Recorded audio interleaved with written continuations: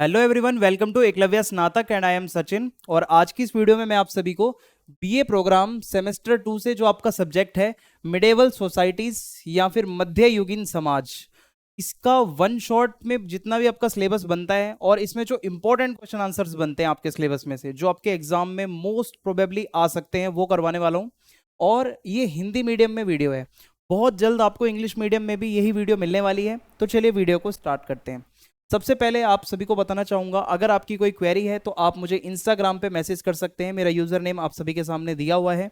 और अगर आपको हमारे पीडीएफ नोट्स डाउनलोड करने हैं तो आप हमारे टेलीग्राम चैनल को ज्वाइन कर सकते हैं। आपको टेलीग्राम ओपन करके एकलव्य स्नातक 1 ये चीज़ आपको सर्च मारनी है और वहाँ पे आपको नोट्स मिल जाएंगे। आगे बढ़ते हैं।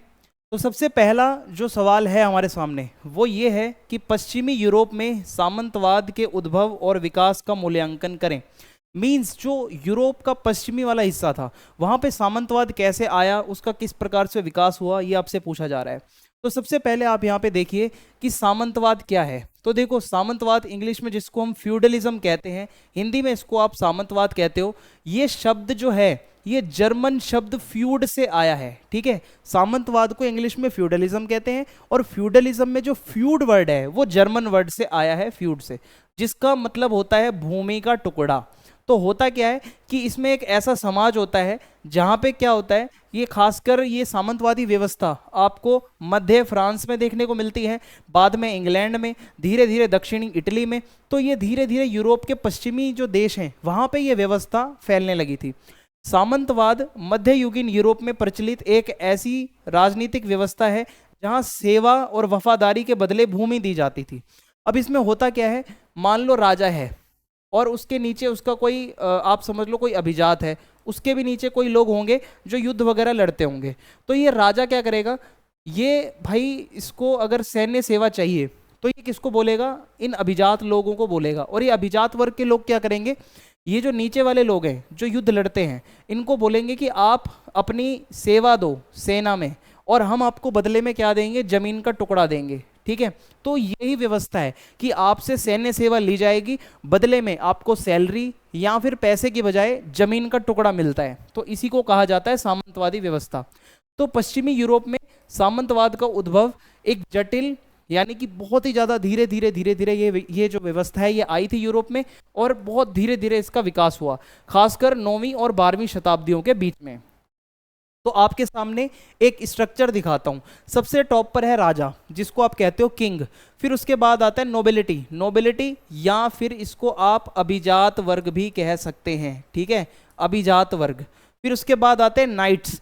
अब ये नाइट्स लोग जो होते हैं यही वो लोग हैं जो युद्ध लड़ते हैं। अब मान लो राजा को सेना चाहिए, ठीक है, राजा को युद्ध के लिए सेना चाहिए, तो वो किसको बोलेगा, नोबिलिटी वालों को बोलेगा, मींस जो अभिजात वर्ग के लोग हैं। और अभिजात वर्ग के लोग सेना कहाँ से लाएंगे, ये जो नाइट्स लोग हैं यही लड़ाकू हैं, पेशेवर लड़ाई करते हैं, ये मींस इनका पेशा है लड़ाई करना, और बदले में इनको जमीन के टुकड़े दिए जाते थे। और लास्ट में आते हैं किसान, ठीक है, जिसको आप पीजेंट कहते हो या हिंदी में हम किसान कहते हैं। तो इस तरीके से समाज था यूरोप के अंदर। तो आप अगर देखोगे सबसे टॉप पर राजा होता है, ठीक है, जिसको आप इंग्लिश में मोनार्क भी कहते हो। फिर नोबल आते हैं, यानी कि अभिजात वर्ग के लोग आते हैं। ये समाज का स्ट्रक्चर है जो मैं आपको बता रहा हूँ। सबसे ऊपर राजा, फिर अभिजात वर्ग के लोग जिसको आप अमीर भी कह सकते हो, कुलीन भी कह सकते हो। फिर उसके बाद इसके नीचे आते हैं नाइट्स।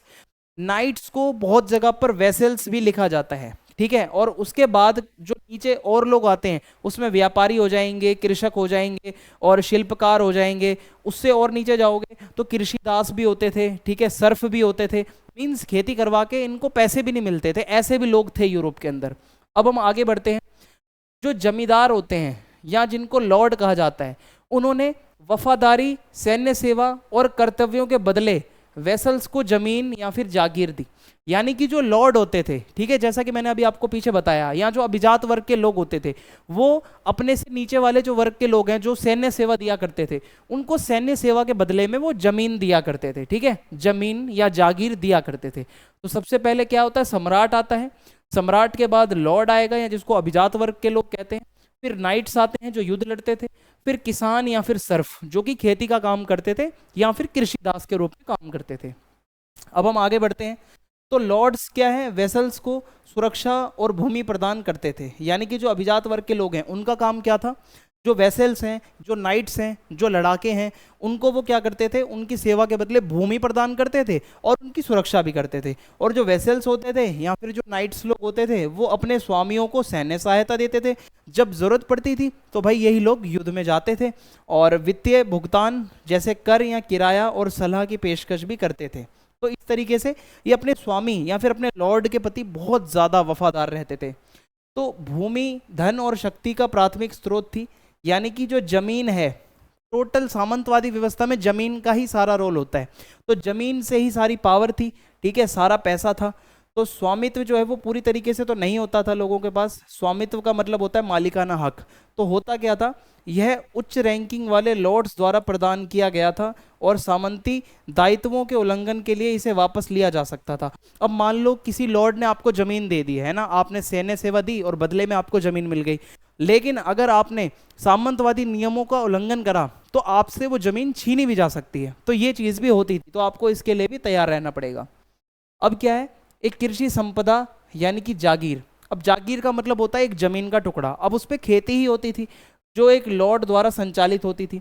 जो जागीर होती थी उसका मालिक तो लॉर्ड होता था या अभिजात वर्ग का बंदा होता था, और किसानों या भूमि दासों या कृषि दासों द्वारा संचालित होती थी। अब लॉर्ड खुद तो उस पर खेती करेगा नहीं, तो उस पर खेती का काम जो भूदास होते थे, कृषि दास होते थे, वो किया करते थे। तो किसान सुरक्षा और खेती के लिए जमीन के बदले में श्रम प्रदान करते थे, लगान भी देते थे और अपनी उपज का एक हिस्सा भी लॉर्ड को देते थे। तो इस तरीके से ये पूरी व्यवस्था चलती है। इसमें फायदा तो लॉर्ड का ही है। फिर है सामंती अधिकार और विशेष अधिकार। देखो जो लॉर्ड होता है, जो अभिजात वर्ग के लोग होते हैं, उनके पास अपने क्षेत्र के भीतर जो भी उनका क्षेत्र होगा, जितना भी उसका क्षेत्र है, क्षेत्र के भीतर न्याय कर सकता है भाई। वो अगर किसी का युद्ध हो गया, किसी की लड़ाई वगैरह हो रही है, तो लॉर्ड्स उसको जो है बैठ के न्याय दे सकते हैं। सैन्य और प्रशासनिक शक्तियां भी होती थी लॉर्ड्स के पास में। और कुलीन वर्ग को कुछ विशेषाधिकार भी प्राप्त थे, जैसे कि उनसे बहुत तरीके के टैक्स थे जो नहीं लिए जाते थे, तो वो फायदे में ही रहते थे हर तरीके से। फिर है धार्मिक प्रभाव। अब देखो चर्च ने सामंती समाज में महत्वपूर्ण भूमिका निभाई। अब जब भी हम सामंती समाज की बात करते हैं, ऐसा समाज यूरोप में जब सामंतवाद बहुत ज़्यादा चल रहा था, उस टाइम पे चर्च भी बहुत ज़्यादा इम्पोर्टेंट था यहाँ पे, क्योंकि आध्यात्मिक मार्गदर्शन आपको चर्च से ही मिलता है। यानी कि जितनी भी आपको आध्यात्मिक जो चीज़ें हैं वो सब चर्च से पता चलती थी। शिक्षा आपको चर्च से ही मिलती थी, और कभी कभी विवादों में मध्यस्थ के रूप में भी चर्च काम करता था। मान लो किसी का बहुत बड़ा मसला हो गया तो उसको भी सॉल्व करवाता था चर्च ही। तो आगे क्या है, सीमित गतिशीलता। इसका मतलब है सामाजिक गतिशीलता बहुत ही कम थी। मीन्स व्यक्ति आमतौर पर जो उसकी सामाजिक स्थिति है और जो व्यवसाय हैं उसी को ही, जिसमें वो पैदा हुआ है उसको वही काम करना पड़ता था। समाज में वो जिस भी रैंक पर है उसको वहीं पर ही रहकर काम करना पड़ता था। किसानों को भूदासों के रूप में भूमि से बांध दिया गया था। मीन्स उनसे सिर्फ खेती ही करवाई जाती थी, वो चाह कर भी कुछ और काम नहीं कर सकते थे। ओके, उनको अनुमति नहीं थी। तो निष्ठा की शपथ भी दिलवाई जाती थी। एक आप कह सकते हो कि शपथ कसम खिलाई जाती थी। जो वेसल्स ने वफादारी और निष्ठा की प्रतिज्ञा ली, यानी कि जो वेसल्स यानी कि जो नाइट्स लोग होते थे जो युद्ध में जाते थे, उन्होंने शपथ ली कि वो अपने लॉर्ड के प्रति भाई पूरे निष्ठावान रहेंगे, पूरा दिल से काम करेंगे, मेहनत करेंगे। और इस शपथ ने लॉर्ड और वेसल्स के बीच संबंधों को एक औपचारिक रूप दिया। एक फॉर्मेलिटी भी हो गई भाई पूरी कि हाँ अगर मेरे लिए काम कर रहे हो तो आपको ये शपथ लेनी पड़ेगी। तो ये सारा है इसमें। अब हमारा जो अगला सवाल है वो ये है कि चर्चा करें कि सामंतवाद के पतन में व्यापार और शहरीकरण ने किस हद तक योगदान दिया। यानी कि जो आपका व्यापार था और धीरे धीरे जब शहरीकरण हुआ तो इसकी वजह से सामंतवाद क्यों खत्म हो गया, ऐसा क्या हुआ। तो आइए देखते हैं। तो देखो व्यापारी वर्ग का उदय। तो जैसे जैसे व्यापारिक मार्गों का विस्तार हुआ, मीन्स जो व्यापार के रास्ते थे धीरे धीरे पता चल रहे थे, और लंबी दूरी का व्यापार जैसे जैसे बढ़ा तो धनी व्यापारी और सौदागर लोगों का एक नया वर्ग उभरा। अभी तक क्या था, सामंतवाद लोग ही बहुत ज़्यादा अमीर होते थे, जो लॉर्ड होते थे वो बहुत ज़्यादा अमीर होते थे। तो अब क्या होता है, यहाँ पे एक नया वर्ग उदय हो रहा है जिसको हम कहते हैं व्यापारी, या फिर आप कह सकते हो सौदागर।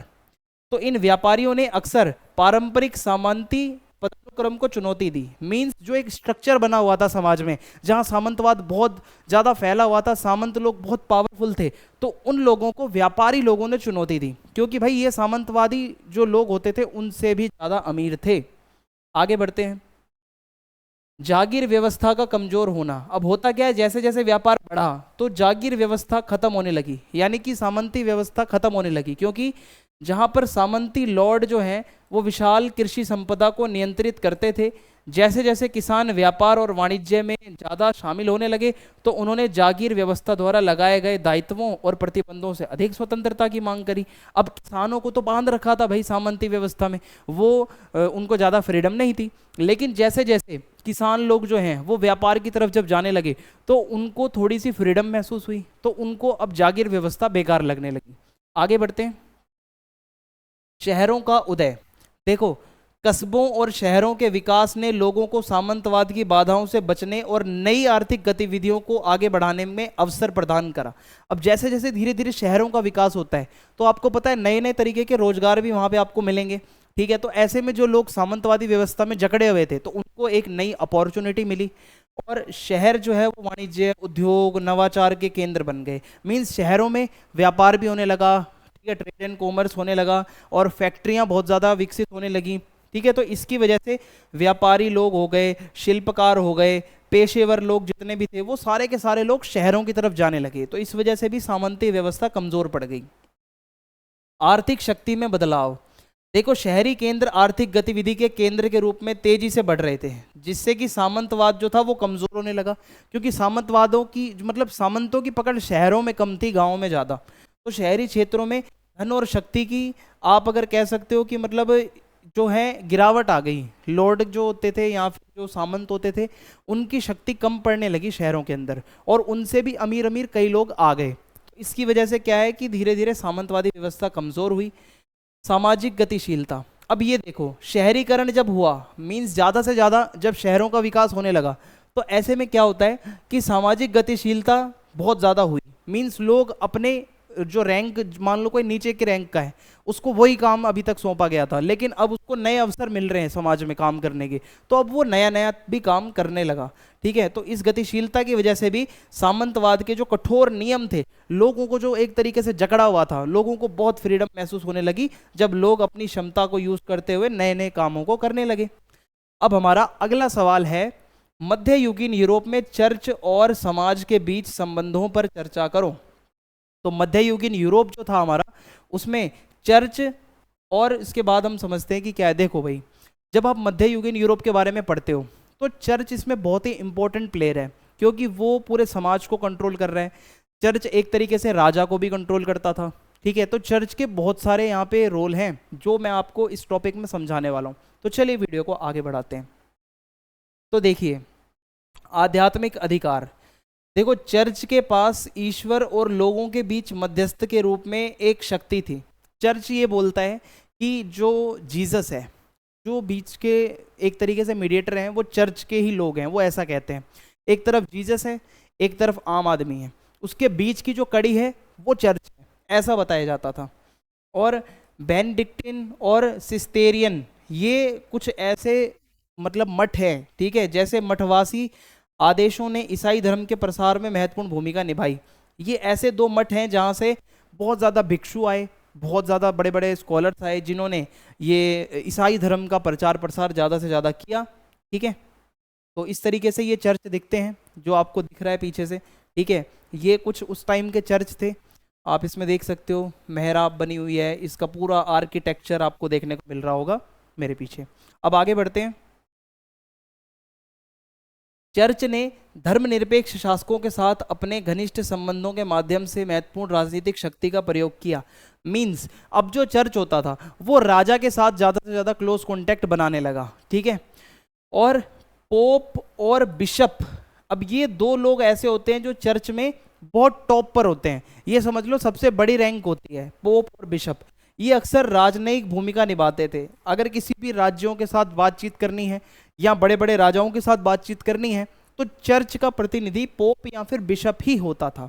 तो राज्यों या फिर आप अगर समझ सकते हो कि ईसाई जगत की अवधारणा ने यूरोपीय राज्यों को एक सामान्य धार्मिक पहचान के तहत एकजुट करा। अब इन लोगों ने एक वर्ड दिया, यूरोप के सभी देशों को इन्होंने यूरोप ना कहते हुए ईसाई जगत का नाम दिया। इसके पीछे एक रीज़न था कि आप अगर भारत में रहते हो, आप बोलोगे हिंदू राष्ट्र, तो आपको एक एकता फील होगी, हाँ जितने भी हिंदू हैं वो सब एक हो जाएंगे चाहे किसी भी राज्य के हों। ऐसे ही यूरोप के जितने भी ईसाई थे उन सभी के लिए एक वर्ड दे दिया गया कि ये यूरोप नहीं, ये ईसाई जगत है। तो जितने भी राज्य थे यूरोप के वो सब एकता की भावना में बह गए। तो कुछ इस तरीके से दिखते हैं जो पोप होते हैं या फिर जो बिशप्स होते हैं। ठीक है, आप देख सकते हो, आपके सामने विजिबल है। कानूनी प्रणाली, अब देखो कैनन कानून, चर्च की कानूनी व्यवस्था धर्मनिरपेक्ष कानूनों के साथ सह अस्तित्व में थी।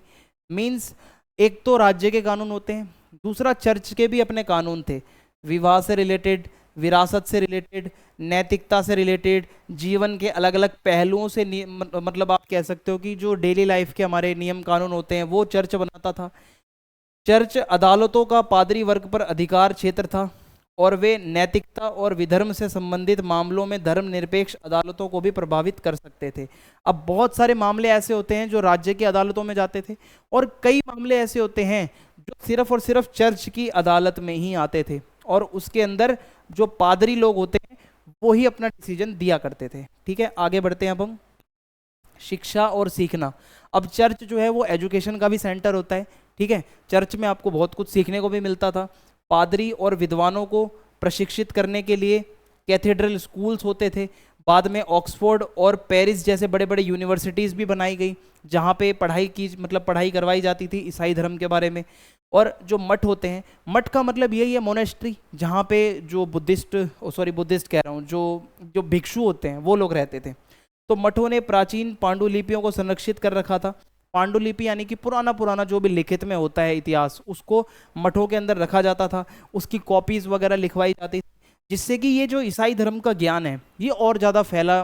ठीक है, इस तरीके से जब मठ बनाए जाने लगे, चर्च बनाए जाने लगे। समाज कल्याण, देखो चर्च ने विशेष रूप से मठवासी आदेशों और धर्मार्थ संस्थानों के माध्यम से सामाजिक कल्याण सेवाएं भी प्रदान करी। अब चर्च जो है वो समाज सेवा का भी काम करता था। कैसे? चैरिटी के माध्यम से, मान लो फ्री एजुकेशन देना, हेल्थ सर्विसेज फ्री में प्रोवाइड करना और बूढ़े लोगों को कुछ करना, ठीक है, जिससे उनको मदद मिले। तो मठ अक्सर गरीबों और ज़रूरतमंदों के लिए अस्पताल, अनाथालय, आश्रय बनाना, ये काम भी चर्च किया करता था। Okay, now let's move ahead. आगे है अरब में इस्लाम के उदय पर चर्चा करें और इसने समकालीन विश्व को किस प्रकार प्रभावित किया, ये आपको बताना है।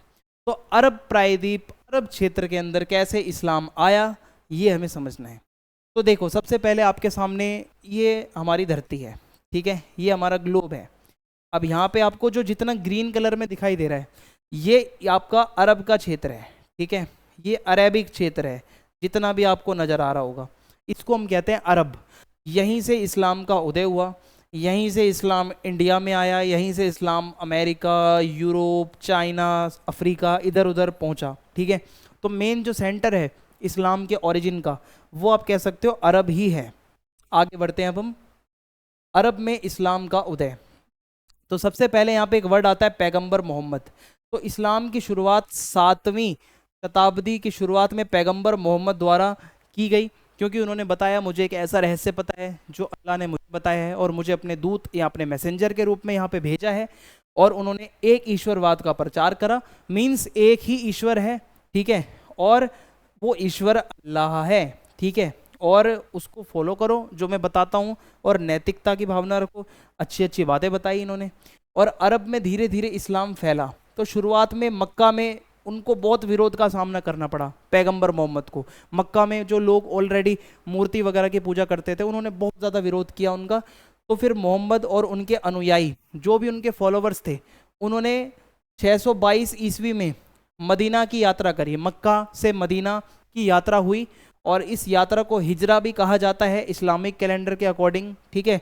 और वहाँ से इस्लाम ने अरब में अनुयायियों और प्रभाव को प्राप्त करना शुरू करा। तो जब ये मक्का से मदीना तक की यात्रा हुई, इसके बाद पैगंबर मोहम्मद जी के फॉलोवर्स और ज़्यादा बढ़ गए और वहाँ से ये इस्लाम भी और ज़्यादा फैला।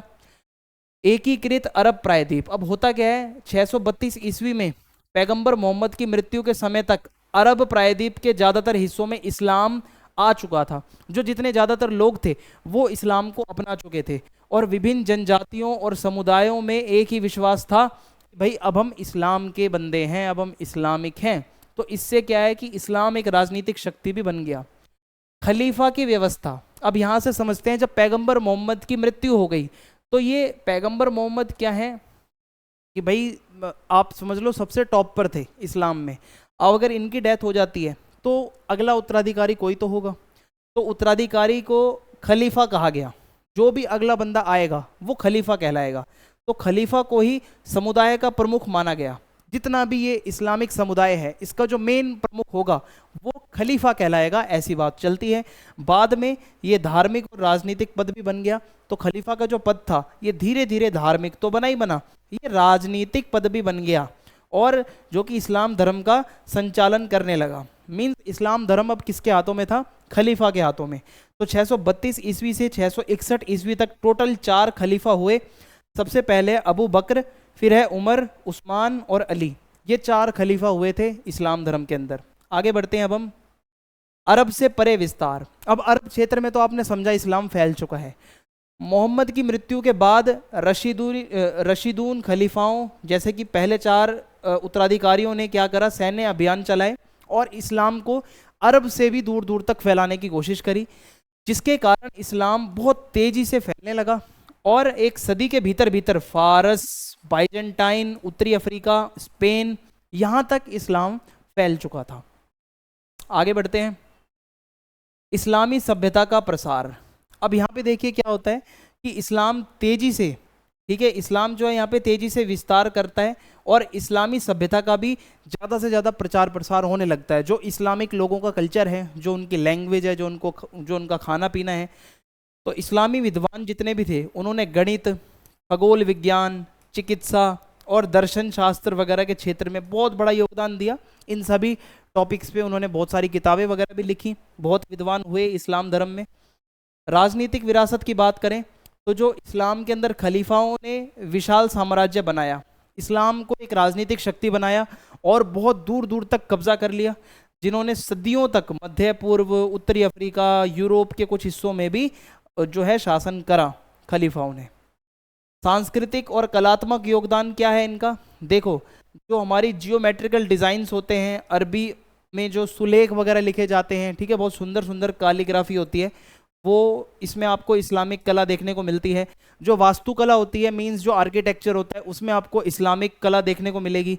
तो आप ये कह सकते हो इस्लाम जब अपने पीक पर था, तो जब उनका गोल्डन एज चल रहा था, उसके दौरान बनी जो मस्जिदें हैं, जो महल हैं, जो स्मारक हैं, वो आप आज भी देखोगे तो आपको बहुत सुंदर लगेगी। आप भारत में ही देख लो, ताजमहल है, कुतुब मीनार है, जितने भी ये इस्लामिक इमारतें हैं, आज भी लोग यहाँ पे जाते हैं, टिकट लेके इसको घूमते हैं और निहारते हैं और कहते हैं बहुत बढ़िया आर्किटेक्चर है। कानूनी और नैतिक ढांचा। अब देखो कानून की बात करें तो इस्लाम धर्म का जो कानून है उसको शरिया कहा जाता है, ठीक है, शरीयत या फिर शरिया। इसमें क्या है, इस्लामिक कानून है जिसमें आप ये कह सकते हो कि समाज में कैसे रहना है ये सब लिखा हुआ है। इसको फॉलो करना बहुत ज़रूरी है।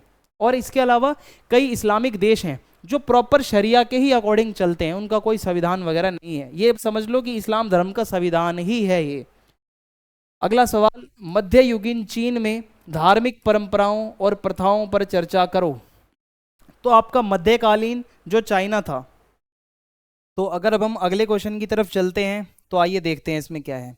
तो देखिए मध्ययुगीन चाइना में आप अगर देखेंगे धार्मिक परंपराएं और जो प्रथाएं थी उसमें बहुत विविधता है। मीन्स चाइना के अंदर बहुत अलग अलग प्रकार के आपको धार्मिक प्रथाएं देखने को मिलती हैं और समय के साथ साथ विकसित होती हैं, जिसमें से कुछ ऐसी धार्मिक प्रथाएं हैं जो खुद चाइना से निकली, कुछ ऐसी धार्मिक प्रथाएं थी जो कि बाहर से आई, कुछ पड़ोसी क्षेत्रों से आई, ठीक है। तो वन बाय वन मैं आपको सब कुछ समझाता हूँ। सबसे पहले आता है ताओवाद, जिसको आप दाओवाद भी कहते हैं। तो इसकी मान्यता क्या होती है, देखो दाओवाद जो है इसके आप अगर देखोगे कि दाओवाद लाओजी या फिर लाओत्जू से संबंधित दाओ डी जिंग यानी कि ताओ ते चिंग की शिक्षाओं पर आधारित है। अब यहाँ पे एक आदमी है यहाँ पे जिसका नाम दिया गया है लाओत्जू, आप इसकी फोटो देख सकते हैं मेरे पीछे, ठीक है। लाओत्जू के जो फॉलोवर्स हैं, ठीक है, या फिर इनके जो जितनी भी शिक्षाएं हैं वो दाओवाद या ताओइज्म कहलाता है। तो इन्होंने बहुत सारी शिक्षाएं दी, बहुत सारे लोग हैं जो इनकी शिक्षाओं को फॉलो करते हैं, ठीक है। आगे बढ़ते हैं।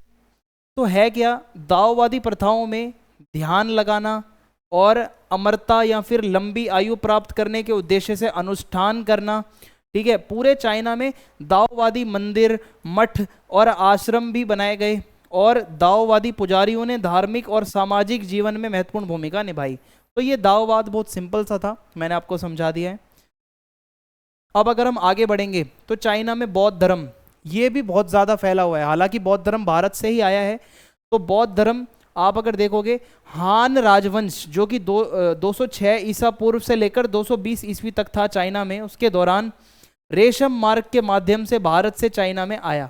मीन्स एक रास्ता था, सिल्क रूट, जहाँ से लोग आते जाते थे, चाइना से, भारत से, अफ्रीका और आप यूरोप तक भी जा सकते हो, ठीक है। तो वहाँ से भारत से चाइना गया, बौद्ध धर्म भारत का था और फिर वो चाइना में गया और मध्य युगीन काल के दौरान तेजी से फैला। यानी कि मध्य युग जो था, मिडेवल पीरियड में बहुत ज़्यादा बौद्ध धर्म फैला चाइना में। तो बौद्ध धर्म आपको लगता होगा बहुत बारी देखकर बहुत सारी मूवीज़ वगैरह में कि बौद्ध धर्म जो बुद्धिज़्म है, जो मॉन्क वगैरह होते हैं वो चाइना के होंगे, चाइना से ही आया होगा, बट ये गलत है। भारत से ही निकला है जो हमारा बौद्ध धर्म है। ओके, भारत वर्तमान वाला नहीं, भारतीय उपमहाद्वीप कह सकते हो, ठीक है। आगे बढ़ते हैं। मान्यताएं क्या है बौद्ध धर्म में? 4 आर्य सत्य माने जाते हैं और एक अष्टांगिक मार्ग भी बताया जाता है। आपका दुख है, दुख का कारण है, दुख का निवारण भी है, अष्टांगिक मार्ग पर आपको चलना है, ठीक है। आपकी कुछ इच्छाएं होती हैं, उसको त्याग दोगे तो आपको कोई दुख नहीं होगा। तो ये सब बातें हैं इसमें। तो चाइना में बौद्ध प्रथाओं में ध्यान लगाना, मेडिटेशन करना, जप करना, ठीक है, और जो बोधिसत्व होते हैं उनकी पूजा करना, बड़ी बड़ी मूर्तियां होती हैं, ठीक है, बोधिसत्वों की, उनकी पूजा करना, ये सब शामिल है। उसके बाद है कन्फ्यूशियवाद, ठीक है। कन्फ्यूशियवाद, इसमें क्या है, दाओवाद या फिर बौद्ध धर्म के समान धर्म नहीं है। कन्फ्यूशियवाद जो है, कन्फ्यूशिज्म, ये कोई धर्म नहीं है, बल्कि कन्फ्यूशियवाद एक प्रमुख दार्शनिक और नैतिक प्रणाली है। मीन्स एक फिलोसफिकल थॉट है, एक यहाँ पे दार्शनिक एक विचार है जिसने चीनी समाज और राजनीति और संस्कृति को प्रभावित करा, कन्फ्यूशिज्म, ठीक है, कन्फ्यूशियवाद। तो इसमें जो आपको पीछे दिख रहे हैं यही इन्होंने ही अपनी शिक्षाएं कुछ दी, इनके कुछ विचार होंगे जो आप इसके अंदर पढ़ते हो, जो मैं आपको आगे बताता हूँ। तो देखो मान्यताएं क्या है। कन्फ्यूशियवाद कन्फ्यूशियस कोंगजी की शिक्षाओं पर आधारित है, ठीक है। तो इसमें कोंगजी जो है, जो ये पीछे आप फोटो देख रहे थे, ठीक है, कोंगजी जो आपके सामने स्क्रीन पर नजर आ रहे हैं, इनकी जितनी भी शिक्षाएं हैं वो सारी की सारी कन्फ्यूशिज्म के अंदर पढ़ाई जाती हैं। और इसके अंदर नैतिक गुण, ठीक है, कुछ नैतिकता की बातें, कुछ मोरल बातें, पितृभक्ति, मीन्स अपने जो पितृ होते हैं, जो ऊपर के जितने आपके जो पूर्वज हैं उनकी भक्ति करना, ये सब है। तो कन्फ्यूशियस प्रथाओं में पूर्वजों की पूजा करना बहुत टॉप पर माना जाता है। यानी कि जो आपके पूर्वज हैं, जो आपके पितृ हैं, उनकी पूजा करना, कन्फ्यूशियस और अन्य संतों के सम्मान के लिए अनुष्ठान करना, जितने भी संत होते हैं उनका सम्मान करो और अनुष्ठान वगैरह करो, ये इनकी प्रथाएं हैं। लोकप्रिय एवं लोक धर्म, अब दाओवाद या ताओइज्म, बुद्धिज्म और कन्फ्यूशियवाद के अलावा कुछ चाइनीज लोगों की कुछ लोकप्रिय और लोक मान्यताएं भी यहाँ पर चाइना में थी, जिसमें जीववाद यानी कि जीव जंतुओं की पूजा करना, पूर्वजों की पूजा करना, स्थानीय देवताओं को पूजना, ये सब शामिल है। अगला सवाल है, मध्य काल में प्रौद्योगिकी के क्षेत्र में चाइना के योगदान का विश्लेषण करो। यानी कि मध्य काल के अंदर जो टेक्नोलॉजी का विकास हुआ उसके अंदर चाइना का क्या योगदान था, ये आपसे पूछा जा रहा है। तो देखो, सबसे पहले छपाई तकनीक जो है आपकी, मुद्रण प्रौद्योगिकी, चीनियों ने वुड ब्लॉक प्रिंटिंग का आविष्कार किया। अब वुड ब्लॉक जो प्रिंटिंग है वो ऐसी दिखती है, आप देख सकते हो अपने सामने, ये है वुड ब्लॉक प्रिंटिंग। कुछ इस तरीके से ये ब्लॉक्स होते हैं लकड़ी के, इसको फिर पेपर पे प्रिंट किया जाता है, that's called would block printing. तो इसमें क्या है कि आविष्कार किया जो वस्त्रों पर और बाद में कागजों पर छपाई की एक विधि थी, ठीक है। और इस तकनीक ने ज्ञान, साहित्य और धार्मिक ग्रंथों के प्रसार में महत्वपूर्ण भूमिका निभाई, क्योंकि जितना भी आप उस पर लिखोगे, उसको प्रिंट करोगे, उसको फिर आप और जगहों तक भी पहुंचा सकते हो। मान लो कोई विद्वान है, उसने कोई शिक्षाएं अपनी बताई, आपने उसको प्रिंट कर दिया, फिर आपने उसको और जगहों तक पहुंचा दिया। तो सन 868 ईस्वी में छपी डायमंड सूत्र को दुनिया की सबसे पुरानी मुद्रित पुस्तक माना जाता है। डायमंड सूत्र, ठीक है, ये सबसे पुरानी छपी हुई पुस्तक मानी गई है, और ये आपकी वुड ब्लॉक प्रिंटिंग है जो आपके स्क्रीन के सामने है। गन पाउडर या फिर बारूद, देखो बारूद जो है वो मूल रूप से अमरता के लिए औषधि के रूप में विकसित हुआ था, लेकिन धीरे धीरे आप अगर देखोगे इसमें सॉल्ट पीटर, चारकोल और सल्फर, इन 3 चीज़ों को मिलाकर ये बारूद बनाया जाता है। और एट द एंड बारूद को गन पाउडर या फिर सेना के यूज़ में इस्तेमाल किया जाने लगा। बारूद के आविष्कार का युद्ध पर बहुत प्रभाव पड़ा, क्योंकि भाई तोप, बंदूक, पहले तो युद्ध लड़े जाते थे, आप जाके किसी को मार रहे हो, ठीक है, आपके हाथ में गदा है, आपके हाथ में तलवार है, तलवारबाजी कर रहे हो, आपके पास तीर धनुष है, पर अब आपके पास गन पाउडर है, आपके पास गन है, आपने सीधा गन उठाई और आपने किसी को भी ठोक दिया। तो इस तरीके से क्या है, युद्ध पे बहुत ज़्यादा असर पड़ा, क्योंकि अब आप दूर से ही खड़े खड़े अपना निशाना लगा के किसी भी दुश्मन को मार रहे हो। तो ये बहुत ज़्यादा इफेक्टिव था युद्ध के लिए। देखिए ऐसा दिखता है आपका जो गन पाउडर होता है, जो बारूद होता है। बारूद, आप बारूद से बॉम्ब बना रहे हो, बारूद से आप अपनी गन बना रहे हो, तोप बना रहे हो, ये सारी चीजें होने लगी। नेविगेशन और समुद्री प्रौद्योगिकी, तो चीनी नाविकों ने जलरोधी डिब्बों, मींस पानी ना आए शिप के अंदर, ऐसा डिब्बा बनाया, स्टर्न पोस्ट पतवार, और इसके अलावा उन्नत जहाज बनाए। यानी कि चाइनीज कुछ ऐसे इंजीनियर हुए जिन्होंने ऐसे खतरनाक जहाज बनाए जिसमें इतनी जल्दी टूट नहीं सकते, तूफान हो, आंधी हो, पानी अंदर आ नहीं सकता, और जिससे कि जहाज ज़्यादा से ज़्यादा स्थिर रहता था पानी में। और इन प्रगतियों ने समुद्री रेशम मार्ग के साथ चीन की समुद्री खोज और व्यापार को भी सुविधाजनक बनाया। अब चाइना के पास अगर इतने बढ़िया बढ़िया जहाज होंगे तो भाई चाइना ज़्यादा से ज़्यादा एरियाज़ को एक्सप्लोर कर पाया, ठीक है, व्यापार ज़्यादा से ज़्यादा कर पाया। तो कुछ इस तरीके से चाइना ने बनाया अपने जहाज़ों को मजबूती के साथ, ठीक है। और आपके सामने ये देखो, ये जो स्टर्न पोस्ट होता है, इससे पानी नहीं अंदर आ सकता एकदम से, ठीक है, बहुत मजबूत होता है ये। तो ऐसा कुछ उन्होंने बनाया। चीनी मिट्टी, तो चीनियों ने चीनी मिट्टी भी बनाई, ठीक है, और ये एक इस प्रकार की मिट्टी है जिसमें आप कह सकते हो इतनी सुंदर लगती है देखने में। आपको मैं एक फ़ोटो दिखा देता हूँ पहले चीनी मिट्टी के जो बर्तन होते हैं। देखो ये चीनी मिट्टी है, के ऊपर प्रिंटिंग डिज़ाइन, फ्लोरल डिज़ाइन, कितने सारे डिज़ाइन आप बना सकते हो। तो ये चाइना की सबसे ऐसी खास चीज़ है, चीनी मिट्टी के बर्तन जो बहुत फेमस हुए, अपनी सुंदरता के लिए जाने जाते हैं। तो चीनी मिट्टी के बर्तन बहुत ज़्यादा इनकी डिमांड थी, तो चाइना के निर्यात में सबसे इम्पोर्टेंट चीज़ जो है वो चीनी मिट्टी के बर्तन भी होते थे। आगे बढ़ते हैं, खगोल विज्ञान और गणित। तो देखो चीनी खगोलविदों ने खगोल विज्ञान के क्षेत्र में भी बहुत विकास करा, और खगोलीय घटनाओं का अवलोकन, मीन्स जितनी भी आपकी खगोल विज्ञान से रिलेटेड जो घटनाएं होती हैं, ठीक है, ग्रहण वगैरह, ग्रहों की गति और अंतरिक्ष के बारे में जितना भी होता है, उसके अंदर बहुत महारत हासिल करी। इसके अलावा मैथमेटिक्स में भी चाइना के लोग पीछे नहीं थे भाई। इनके विद्वानों ने बीज गणित, अर्थमेटिक्स, जियोमेट्री और ट्रिग्नोमेट्री, ये अलग अलग जो मैथमेटिक जो आप कह सकते हो मैथ्स के टॉपिक्स होते हैं, इनके ऊपर बहुत ज़्यादा रिसर्च करी इन लोगों ने, ठीक है। और कागज का निर्माण, माना जाता है चीनियों द्वारा कागज का निर्माण किया गया था, ठीक है। कागज के निर्माण से ज्ञान बहुत ज़्यादा फैला और एक क्रांति सी हो गई भाई, एक बदलाव सा आ गया जब कागज छपा और या फिर कागज बना। कागज पे फिर आप छपाई कर सकते हो, उसकी प्रिंटिंग करके आप पूरी दुनिया में ज्ञान फैला सकते हो। तो कागज की उपलब्धता से पुस्तकें बनाई जाने लगी, क्योंकि भाई पुस्तक कागज की बनती है, तो कागज के आने से पुस्तक बनी, साहित्य लिखा जाने लगा और ज़्यादा। प्रशासनिक दस्तावेजों का एक प्रसार हुआ, लोग जो है अब डॉक्यूमेंटेशन कराने लगे, जो भी प्रशासन के डॉक्यूमेंट्स होते हैं उसको कागज पे लिखा जाने लगा। शिक्षा को बढ़ावा मिला, सबसे इंपॉर्टेंट। देखो ये चाइना का वो कागज था जो सबसे पहले चाइना ने बनाया, और इसके ऊपर सारी डिटेल लिखी जाती थी, ठीक है। और ये डिटेल लिखकर आप सेव करके रख सकते हो, आप दुनिया भर में कहीं भी पहुंचा सकते हो। तो ये है। इसके अलावा कपड़ा प्रौद्योगिकी में भी चाइना पीछे नहीं था भाई। चाइना ने अपने रेशम उत्पादन और बुनाई तकनीकों के लिए बहुत महारत हासिल कर रखी थी। इनका जो सिल्क का उत्पादन होता है चाइना का, वो बहुत ज़्यादा था। इसके अलावा बुनाई की तकनीक इनकी बहुत अच्छी थी। और रेशम मार्ग जो था, जो सिल्क रूट है, उसने चीनी रेशम को यूरोप तक, एशिया तक पहुंचा दिया। ठीक है, चाइना का व्यापार, चाइना का फैशन, जो चाइनीज लोगों का फैशन है वो दुनिया भर में पहुंच गया और उनका व्यापार ज़्यादा से ज़्यादा बढ़ा। चाइना की जो संस्कृति है वो अलग अलग जगहों पर पहुंच गई। तो ये जो आपको पीछे दिख रहा है ये चाइना का सिल्क है, जो चाइना का रेशम है वो कुछ ऐसा दिखता है। तो ये चाइना के कल्चर का ही एक हिस्सा है जो कि धीरे धीरे पूरी दुनिया में पहुंच गया। और इसी के साथ हमारी ये वीडियो यहाँ पे समाप्त होती है। अगर आपको वीडियो अच्छी लगी है, चैनल को सब्सक्राइब करें, वीडियो को लाइक करें, अपने फीडबैक को कमेंट बॉक्स में लिखें और वीडियो को शेयर कर दें। जय हिंद, जय भारत।